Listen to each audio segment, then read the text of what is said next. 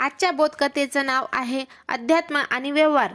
एकदा आद्य शंकराचार्य आपल्या शिष्यांसह चालले असता समोरून अचानकपणे एक पिसाळलेला हत्ती धावत येताना दिसला.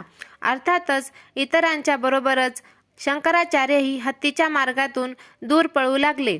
त्यांच्या शिष्यवर्गात काही खट्याळ तरुण शिष्यही होते.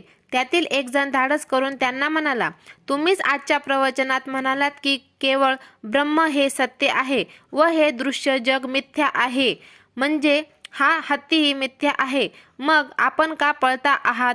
शंकराचार्य लगेच म्हणाले, पण माझं पळणं हेही मिथ्याच आहे. तो तरुण शिष्य ओशाळला. त्याने त्यांची क्षमा मागितली. होतं काय की ब्रह्मसत्य जगन मिथ्या या चुकीचा अर्थ घेतल्याने अनेक घोटाळे होतात. व्यवहारात अध्यात्म आणू नये व अध्यात्मात व्यवहार आणू नये. थँक्यू.